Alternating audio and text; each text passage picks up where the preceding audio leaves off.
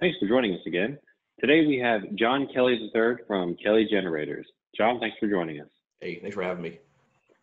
So just to get started, can you give us a brief rundown on where you are located and what you do at Kelly Generators? We're located in the Mid-Atlantic area. We cover Maryland, D.C., parts of West Virginia and Pennsylvania too. We're the Generac industrial dealer for this region, and we do sales, of course. We have a big mobile fleet for rentals, generators and ATSs, even fuel tanks and accessories.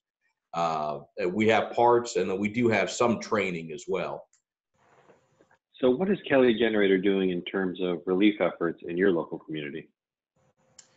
For our local community, we're one of the largest, if not the largest, private employer in the Cabot County where we operate here in Maryland, or where we're based out of here in Maryland.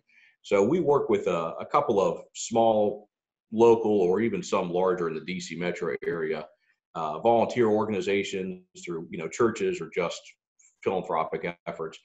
With food banks, we've allowed a couple of them to use our facility as a drop-off location for non-perishable items, or even clothes donations and things like that whenever it's seasonally needed. Between that and the restaurant industry too has been hit pretty hard. So many of them have moved to food trucks as a way to try to keep business going. So we invite any restaurant with a food truck, if they'd like to come to our facility here. We got a big parking lot, so they can come here around lunchtime, and we certainly have a good time having a couple of the trucks parked here, so our employees can go out and go get lunch. That's good to hear. Okay, so any way you're supporting, that helps the situation, right? So I understand that you all have been working with the state of Maryland. Can you talk a little bit more about that? I can, yeah. We've been working with the Maryland Department of General Services.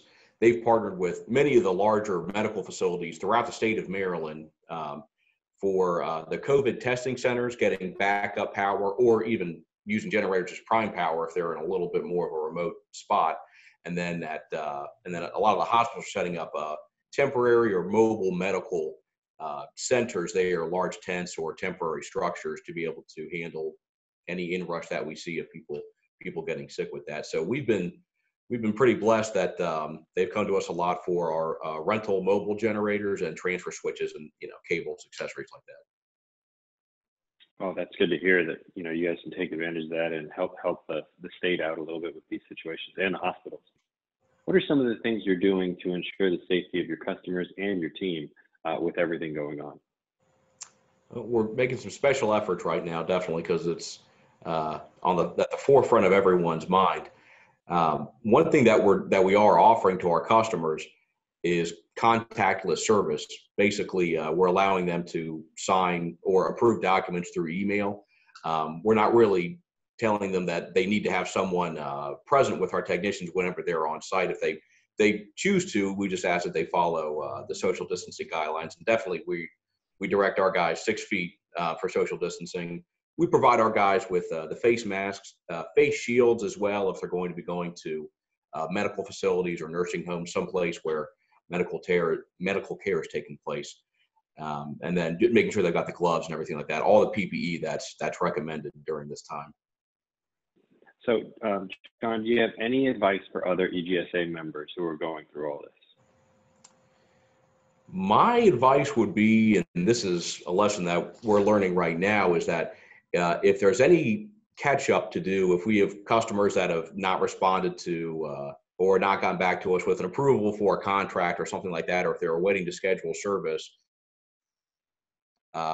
we can represent to them that we do have a safety plan in place. That makes it a little bit more of the peace of mind for the customer that we're taking this pretty seriously if we're going to be on their property. So it's given us a lot of time, because we have seen a little bit of a lag in the amount of people that are allowing individuals onto their site to do any kind of work, or they may be working remotely, so they just don't have anyone there.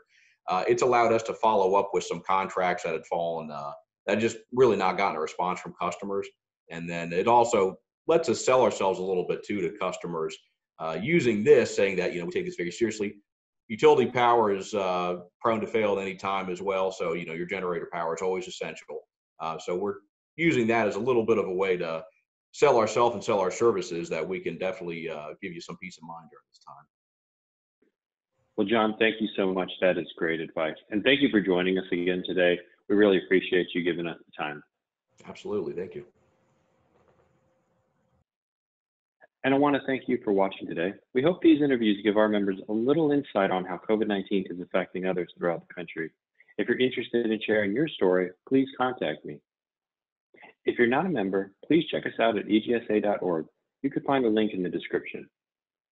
You can also check out our reference book, A Comprehensive Guide to On-Site Power. You can learn more about it on our website, and it's also available on Amazon.com. There's a link in the description. Thank you again for watching, and if you enjoyed this interview, please click the like and subscribe.